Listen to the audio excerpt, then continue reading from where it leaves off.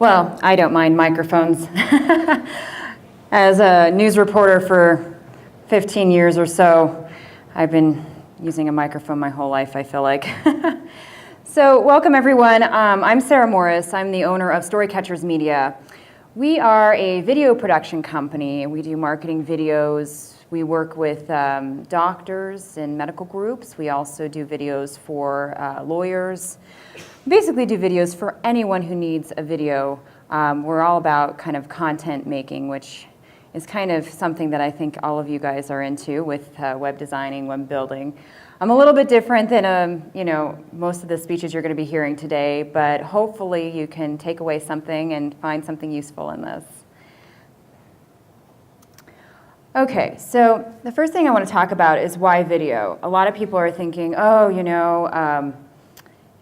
I don't think it's necessary to have a video on a website. I don't think it's necessary to have a video on my social media, and specifically about a business. I think all of you guys work with clients. I work with lots of different clients' businesses, and many people aren't seeing the connection with video in business. And today I want to tell you a little bit why. First, by 2018, 84% of the internet traffic will be video. 84%. That's a lot of people. I think these days most people don't want to read anything. Unfortunately, when you put all this lovely words on your website, most people aren't really wanting to read. They're wanting to watch something. They want to be compelled. And we're in the digital age.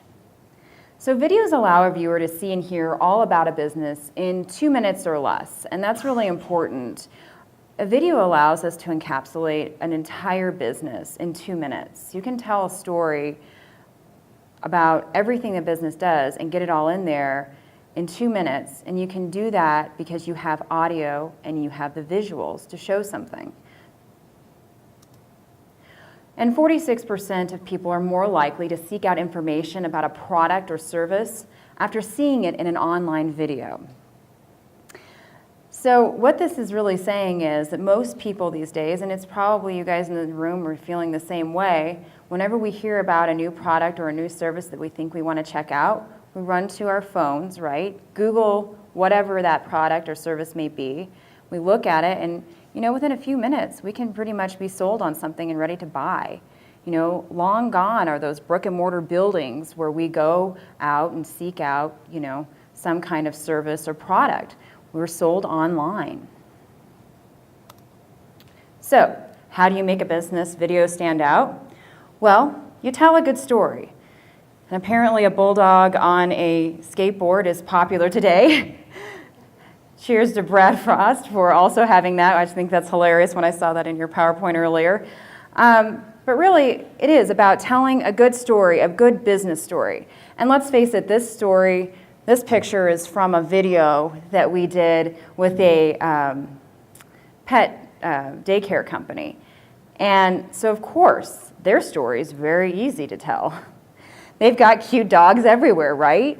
But if you think about it, most of our clients work in, a brick and mortar building. They have conference rooms, cubicles. It's not that exciting. So how do you tell a good story, based on what you're left with here with a business? Well, first of all, we need to look at why you should tell a story in a video. First of all, everyone loves a good story. Think about it.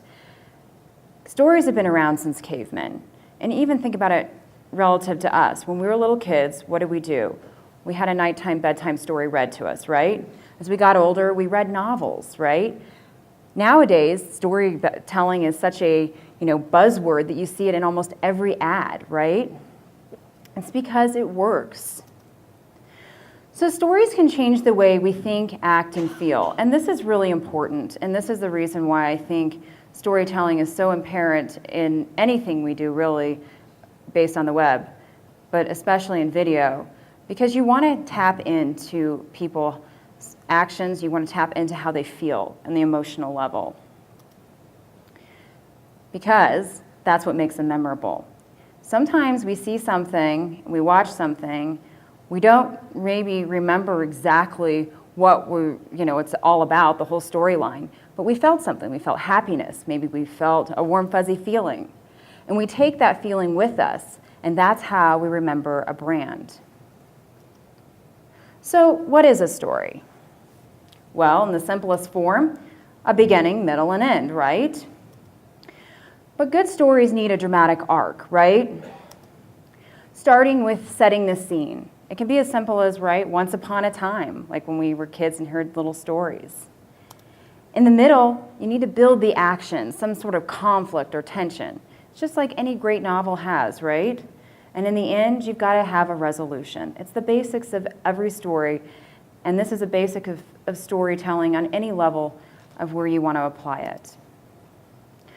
Okay, so next I wanted to stop talking a little bit about storytelling and video and why this is so important and so neat. I want to show you an example of how it can work for you guys. If you're interested in doing video on your websites, if you're working with video production companies and maybe you're looking to make it better, I want you to check out the story we did with a sales coach. Now, this is a good example of a video, a typical video of a typical client that you might have that works in an office. They have a lot of cubicles, boring conference room, you know, and this guy's a sales coach. You know, when you think about it, it's like, oh, there's nothing really exciting about this. How are you going to make a video that everyone's going to watch, you know, based on this? Well, we ended up telling a story, and I want you to watch specifically in this video that I'm going to show you the dramatic arc of this video in this beginning, middle, and end. And the video itself, not the audio, but the video itself tells a story in it. And you can see a central character, his name is Carlos. At the beginning has an issue, in the middle takes action on that issue, and on the end it's resolved. Carlos Withens. Hello? There's lots of sales problems that people have. You're not We interested. just don't have enough salespeople. We're not growing fast enough. We've got too many people saying no to us. Hello? If you struggle with any type of sales problems, I can help. Hi, I'm Chuck Terry, owner of Sandler Training in Lone Tree, Colorado. Well, I've got some things for you. I have an incredible passion about working with business owners and sales professionals. With production numbers. They're good. We brought in Chuck and the Sandler training program, and we've seen dramatic results. It's a good month. Yeah. When I started working with Terry and his team, I noticed right away they didn't have a sales system in place. They didn't have the right confidence or the right attitude about making outbound cold calls. Their technique was sloppy and quite salesy. I designed a system specifically around making the right kind of outbound sales calls. We rewrote their scripts so they don't sound like a typical salesperson. It's more lifelike, and it's a two-way conversation that's friendly. Here's how you do it. Do you struggle with that, Carlos? I mean, pretty much you know how to do this, right? I think they've gained a lot of confidence with the techniques through the Sandler training. I not only help sales teams get back on track, but sometimes it's a matter of knowing how to grow your business effectively. I worked with New Electric, a company that was already growing fast. That's like a couple $100 grand. At the time, they were chasing every lead they came across. What we were able to help them do is focus on the right leads for their business. Good to see you. That's why we looked at Chuck Terry. What he did was just turned over our sales department, made them so much more effective. Actually, we went from 4 million to 7 million from 2012 to 2013. Here's what I want you to do. What you're really getting is someone that's been a lifetime entrepreneur. Additionally, I've been in the training and development industry for over 14 years. We are going to change the way your business functions. You're going to be more profitable and you're going to be more successful. On target for another record-breaking month. If you're not getting the results you're looking for and you're not getting all the success you set out in business to get, Really? Fantastic. Well, I'll tell you it's what. time to do something different. I'm Chuck Terry. Give me a call. Let's get started. Okay, did you guys see the story there with the video and how we kind of created a story within a story? I mean, in the essence is that a lot of business people love to talk about their successes, right, in their business, and it's great. But you have to kind of build on that, and he wanted to talk about everything he does in his business. So Chuck, you know, he's a very successful salesperson, and he talked about all the things he can do to help businesses grow and succeed, and he had great testimonials, right? But what we also did on top of that is tell a visual story. So at the beginning you saw Carlos, he's stressing out with his stress ball on the phone trying to make these cold calls, right? Then, as we go through the video, you see him in the conference room in a training session with Chuck Cherry, and Chuck is saying, Carlos, you got it, you know, are you getting this? And, you know, Carlos is shaking his head, and the next thing you know, we're going to the ending of the story, and we see Carlos on the phone, and he's like, yeah, throwing his stress ball away, and then the next thing you know, he's like, yes, I got a sale, you know? And it's a little visual story that we weaved in with the business story. And it's really important, I think, to find these stories within business. It's what makes it interesting. You know, when I first stood up here and started talking about Chuck as a sales coach and we did a video with him, I mean, how exciting really were you guys to watch this video? It doesn't sound that great, right? I mean, when I first was presented with this, I was thinking, wow, okay, you know, this is boring. You don't want to tell the business owner, you know, your business is kind of boring, you know, but that's our jobs as creatives to make it fun, bring it to life, and tell a story. And that's why storytelling works so well, because we all kind of remember stuff. And, you know, my next thing I want to point out is the story itself. You know, it's not just about the facts, you know, as to why it's memorable. You know, yes, we were kind of taken into Chuck's world. We saw, you know, at the end that he's a successful storyteller or salesperson, right? But it wasn't the facts that made it, you know, something to stick with us. We didn't make the story one-dimensional by just using, you know, Chuck on camera standing at and I don't know how many videos we've seen of this online, right? Some guy sitting behind his desk, right? And you've got some bad lighting coming in and he sounds like he's talking in a tin can. He's like, hey, welcome to my business or my law firm. We see a lot of law videos, right? Yeah, and they've got they're holding up their camera, maybe their selfie cam, you know, and you can kind of hear them, you can kind of see them, but this is a video and they're going to tell you all the things that they do that's great about their company and you should do business with them, right? Yeah, it's not compelling. It's not something we want to watch. It's not interesting. And frankly, at the end of the day, you're not that compelled to do business with someone like that, right? So this is why you want to use video and not just make a one-dimensional story of a person on camera talking about their story. At the end of the day, you want to find the emotion. In Chuck's video, I think we really found the emotion that's something that everyone can relate to. And it's just being frustrated with your job. I mean, I don't know about you guys, but I've been challenged and frustrated at my job many a times, right? And it's an emotion that is relatable, and that's what you want to find in your story, is when you're telling these things, you want to find an emotion that's relatable to everyone, so they get it. You don't want to make things confusing, you don't want to hide things, you know, you want to make it so that people get it.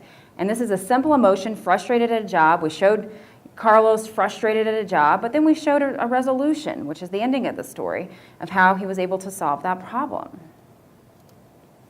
So finding your business story, you know, I've been talking about this a little bit. It's easy to find a story when you're doing a doggy daycare or even any type of daycare, right? With little babies bouncing around. I mean, they're cute, they're fun, we love that kind of stuff, right? But that's not the real businesses and the clients that we're taking care of on a day-to-day basis. Those are the clients that we get on a special time, you know? Our real clients are the ones like Chuck that are, you know, at a desk like this guy, you know, have cubicles, have conference rooms. It's not that exciting. So you need to look for ideas within the business. And here's what I'm talking about. First, focus on a successful business outcome. So what does that mean? Well, think of Chuck's story. Chuck talked to me about how he had helped this business and grow, and specifically in sales, helping them with their cold calling techniques. So I said, okay, well, that's interesting. How are we going to visualize, you know, and then I go back and kind of storyboard all of this. How are we going to visualize cold calling and make it interesting, but at the same time kind of tell the story? And, you know, that's how we came up with the Carlos character, you know? And it was very simple. We just added him in as just little simple parts, but you got it, you know? That's what I mean by focusing on a successful business outcome. A lot of times businesses will say, well, I don't have a good story. They do. You just have to kind of dig and pry into them, you know, talk to them. Say, okay, well, what are some great things you have done? What are some successes in your business? Believe me, they're a business that's been around for a while. They've had some successes. And, you know, pry it out of them, and once they talk about that kind of stuff, you can find the story within that. Next, you can also find the story within brand or messaging. This doesn't always work with every business. Chuck and Point did not have a great brand or message that we could play with, really. But there are some national brands that have this kind of stuff, you know, that I can show you, for example, like Nike. Nike, just do it, right? You can take that brand, that message of just do it, and put it on anything. Some guy rock climbing, some guy snowboarding, whatever, jumping out of an airplane, you know, just do it, right? So you can play with the brand and tell a story based around that. The next thing I want to look at is the CEO's personal story of why he or she started the business. And this is typically something that I go to first when I talk to clients, when I'm trying to find a business story, is I ask them, well, what made you start your company? And usually it's a really good story. Now, sometimes you've got to take it down a little bit and work with it and mold it a little bit to make it into something that's good for marketing purposes. But I want to show you this next video that kind of showcases a really good personal story. And a lot of times in personal stories, it's very easy to find the emotion. Passion is one of the main emotions that come to mind. Most people are very passionate about something. It's the reason why they started their business. It's the reason why I started my business. I was passionate about video production. I had done video for 15 years in news, got tired of the news cycle, got tired of running around chasing stories, wanted to continue, though, to use my skill set and tell people's story and help them out. You know, so everyone kind of has something like that. In this story in particular, this is with this is with a nonprofit, and she is an executive director, and this is basically like a CEO of a company. And in this story, she's going to talk about why she had the passion and drive to be the executive director in this story, or in this nonprofit. You'll see in the story that she has a lot of emotion as to why she wanted to do this. And which is why I wrote here, most importantly, you need to find the emotion in the story, because you got to have something to tie someone in. It's the why do I care factor. It's something that we used to ask ourselves all the time in news. Every time I went out to do a story, every day was different. We would cover maybe a crime story, maybe some kind of scientific story, a weather story, whatever it may be. The facts may change, the characters may change, but there was one thing that always stayed the same, and that was the why do I care factor. And bringing that why do I care factor into a story, you can do that by finding the emotion in the story. And it doesn't have to be somebody crying, you know. We see someone crying on TV sometimes. It doesn't have to be that dramatic. It doesn't even have to be somebody laughing out loud. You can elicit that emotion and find that emotion within a story by finding some kind of a feeling.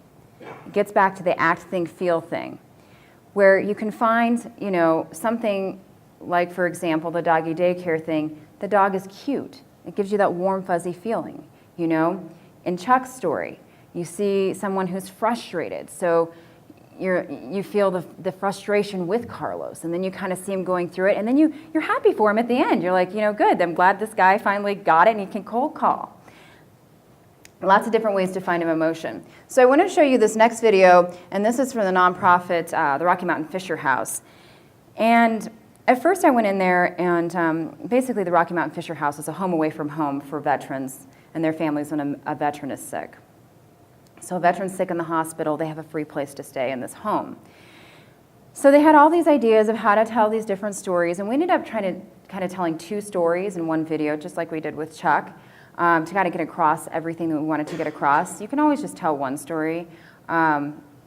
We like to be a little complicated, I guess. But I want you to notice in this story how it differs from Chuck's story in that it's a personal CEO story. So the first one I showed you was more or less the success of a business story, which you can find by talking to businesses. This is the one I think is the easiest story to find within a business, because most people who start a business, especially small companies, even larger companies as well, have some kind of story, right, as to why they started a business. So look at this example, and you can see just a different type of storytelling. This is a way to give back to our active duty military and veterans who have given so much in service of their country. And we want it to be your home while you're here.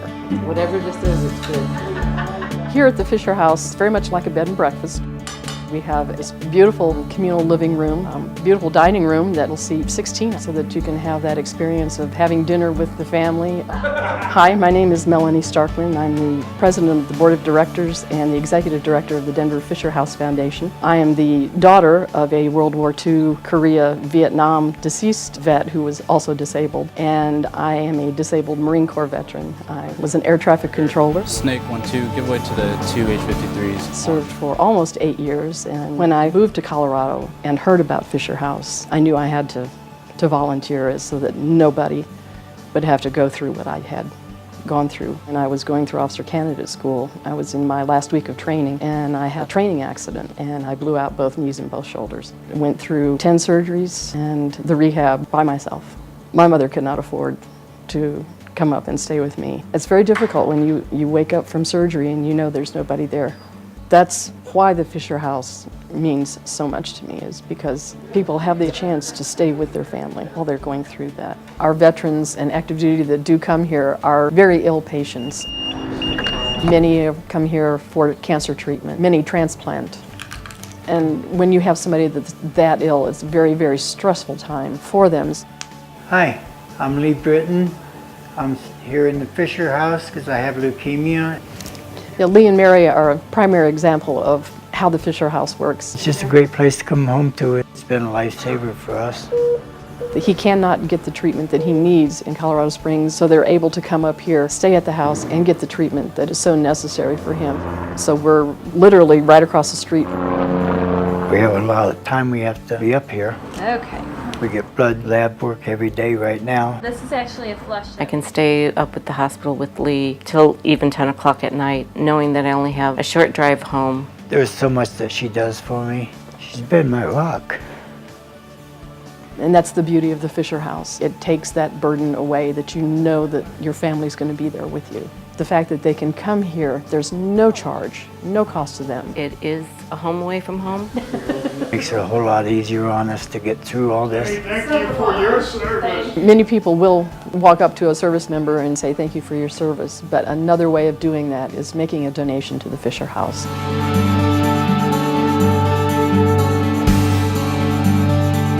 So as you saw there, it was a good example of a CEO or in this case, an executive director telling her story of passion. And we also combined the story of talking about the house in general and why they serve the veterans and the active duty military members. And so the point of all of this is that you've got to find emotion and you've got to find that story. So in conclusion here, I just want to wrap up. Video is taking over the internet. We've showed you that 84%. That number is going to go up. People just don't want to read anymore. They don't want to. They want to look at cool stuff, you know. Which is why it's important to have video as part of the content you're producing online. As we look forward in online usage, no matter what you're doing, whether it's web design, whether you're building a website, whether you're doing digital marketing of some sort, online marketing, it's all about content in the end. And so when you're thinking about this, think about using video as a content in some kind of web design or whatever you guys are doing within your companies, because it is something that people are paying attention to and watching. But you have to have more than just a video, as I've shown you before. It's about more. It's about telling a compelling story, telling a good story. And this can go beyond just video production. This can go into web design and anything you guys are doing in your businesses as well. I would suggest taking that story that you find for that video and combining that and telling the story online and the website as well. So as you know, the online world is a competitive world. We're all out there fighting for attention, right? Wanting to get that edge up on our competition and the next guy that may be even doing something similar. Well, one way to get ahead of the competition is by telling a story that elicits emotion. You saw there at Chuck's story, we could have just sat him down at his desk, you know, set up a little camera in front of him and had him talk about his business and how great of a sales guy he is. It just wouldn't have been fun. It wouldn't have been interesting. And frankly, I don't even know if we would have even watched it or paid attention to it. Same with Melanie's story as an executive director of a nonprofit. We could have gone in, shot some pretty pictures of the house, shown some veterans, and called it a day, right? No, we actually told a story, and we found something that was very powerful, and that's Melanie's story of how she was injured in a training accident as a Marine. And she had to be in the hospital for almost a year, healing from both shoulders being blown out and both knees being blown out by herself. Her family could not afford to come down and stay with her. And so she had to heal on her own. And when she found out the Fisher House Foundation supplies a home away from home for families when the veteran's in the hospital, she remembered, her pain and suffering, and she went out there and started becoming very passionate about raising money for this foundation. But that's that story that we're going to remember this foundation from here on because of Melanie's story. You want to make a viewer feel something powerful which inspires them to want to do business with you. And I think at the end of the day, if I had one takeaway, it would be this statement. I think there's so much going on online, there's so much flashy stuff, there's so many things happening. People have a lot of choices when it comes to doing business with you, and somebody else, and your competitor. Making them and convincing them, I guess I should say, of doing business with you really takes a strategy. And one strategy I think that maybe everyone should consider is doing a video and telling a great story, and even taking that story beyond the video and putting it into the website content, and building that brand and that messaging around that story. My presentation was pretty quick today, but that's all I have for you guys. If you have questions, I'd be happy to help you with finding a business story, telling that story, and video production if you're looking for tips on maybe finding a video producer and a video production company that can help you in your area. What to look out for as far as when you're talking to these people, that maybe finding that right company that can tell the story and do what you would like to do. I will be here for the rest of the day, and my right-hand guy here, Everett, who's running our videos over here, he's the one that actually shot and edited all this stuff and did our wonderful work. We've been working together for, gosh, I don't even know how many years. We worked together in news and started this company, and it's been a roller coaster. But we both will be around, and we'd be happy to answer any questions. I know this is kind of like outside the box of what you guys are doing as far as websites, but I think there is some connection with storytelling and with building content, because at the end of the day, we got to add the content, right, to that website. So any questions or anything, comments? Yeah. I have a question. I totally agree with what you're saying. So I run a marketing agency, and we have 15% strike rate on call to action on video, so it absolutely is value add. But what I would ask from your experience is, do you see, first of all, I think you're 84%. Does that include porn? That's a big number. So there, and that I believe. But what do you guys see with regards to when people who are coming and knocking on the door for you? What do you see as far as the mix with regards to this real, the real person storytelling versus animation? Yeah, actually, that's a good question. A lot of people don't know, well, when I talk to business owners, a lot of them don't know what kind of video they want. They kind of just say, I want a video, and then we have to explore kind of what they want. A lot of people think they want animation, and then they realize that they don't like it as much. We do work with an animator. It's not our thing. We're much more into telling the real story and showing real video. I don't have a problem with animation. It's really hard to connect, I think, with animation, because at the end of the day, people connect with people.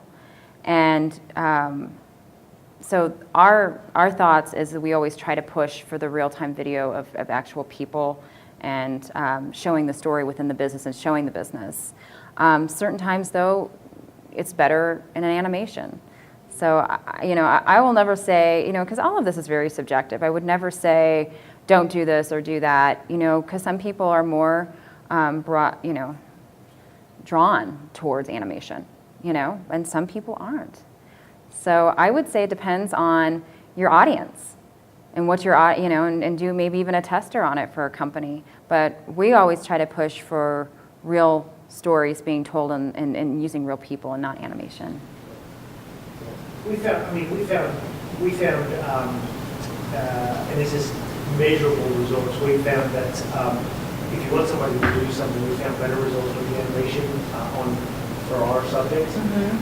With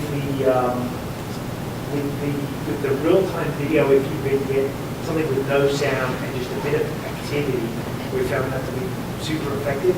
But managing those productions as far as investment in them, let's say 1 year's investment in media, it's so hard because if you needed to adjust or sometimes it's clunky in between the first video we did and the second video we did. So I think that's why we see that with animation is more consistent. But I'm guessing, I'm asking actually.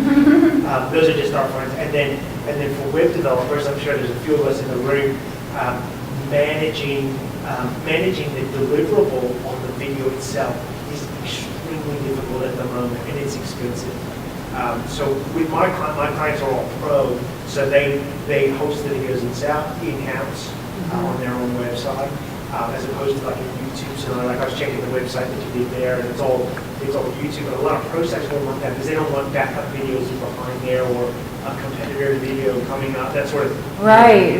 So for web developers, I know a huge concern is how do you actually deliver that effectively and efficiently through to the media, through to the consumer. Yeah. Yeah, and you bring up a few good points. And this is why it's, I think, really important to have a good video production team. Since our background is in news, all of these stories, we shot in a day, the whole thing. I mean, we try to keep just the high quality of our video up to kind of keep up with the next generation, so that you can keep up and kind of use it as file video to move forward or whatever. But I can see your point with animation on that. As far as deliverables, yeah, we have a YouTube site. We also have embedded our video. Our webmaster is Cliff, so you can ask him why he's doing what he's doing. But yeah, I know for a fact that one of the things because since we're a video production company, I want to show all my videos, right? Because that's what I do. But that just weighs down your whole site. No one can get it to load up, to watch all this stuff. So we kind of had to pick and choose what we actually put on the site and what we used in YouTube. We have our own YouTube channel, and that's kind of what we're looking at. But then you got to deal with the ads. It's a really hard thing to manage. I think if you only have like 1 or 2 videos, you can probably embed them, and I don't know, you guys are the web designers, you could tell me if it would weigh it down too much. Most of my customers don't have but 1 video on their website. I'm not finding a lot of people. I mean, we're producing videos, more than 1 video for a client, but they're looking for not just a website video. They want to do a lot of social media stuff.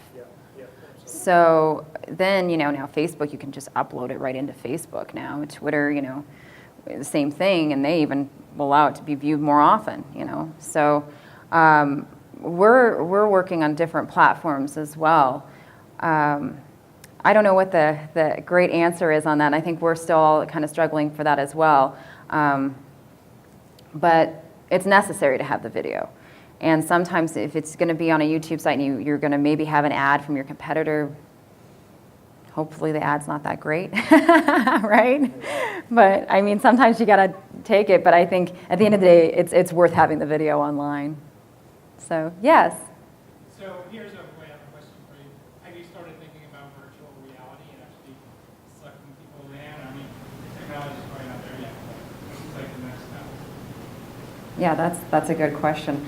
No, we're still dealing with reality of the people, It is interesting to see what the next step is with video. It's amazing how far animation has gone even. Like Pixar animation looks so lifelike now. It's just amazing to me how much you can do with different types of video. You can buy video, how cheap video is. I mean, before, I remember cameras costing, tens of thousands of dollars. Yeah, like $40,000 we used to buy for one camera in news, right? And then we've got lights that are like $1,000 each, right?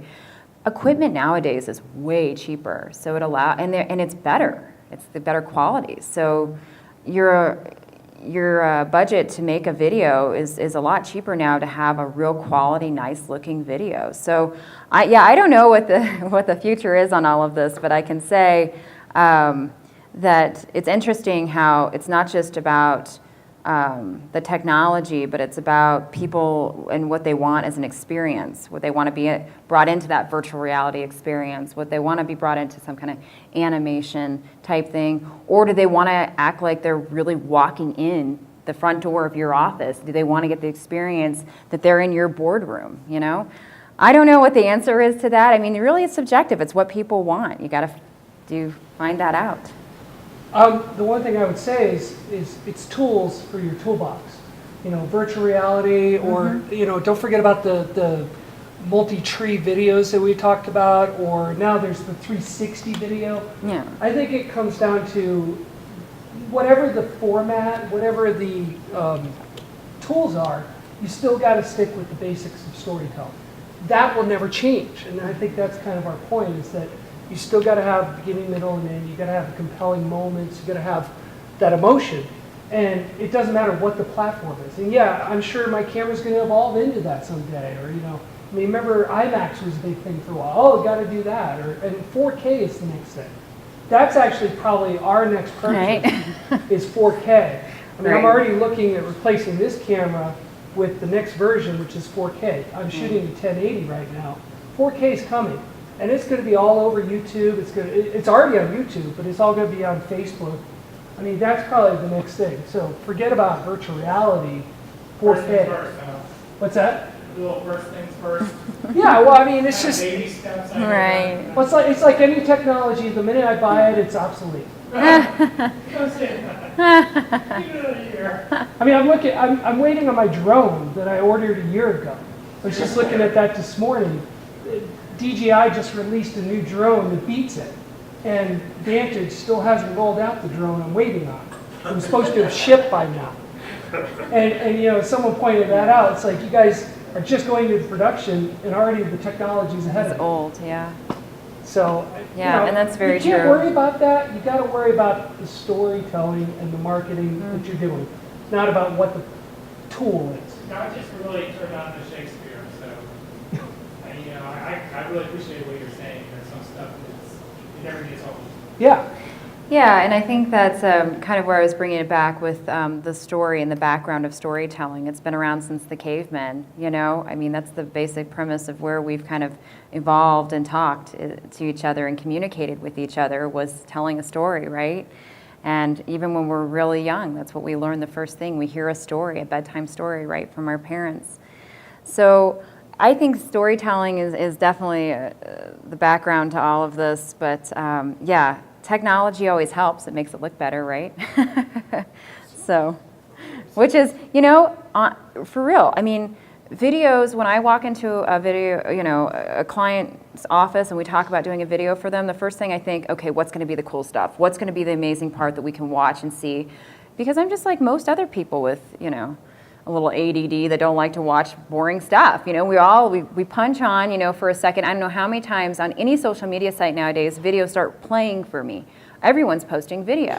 And we have a choice to stop and actually watch it or keep going on the feed, you know, Twitter, Facebook, whatever, and you know, keep going. But what makes us stop and watch?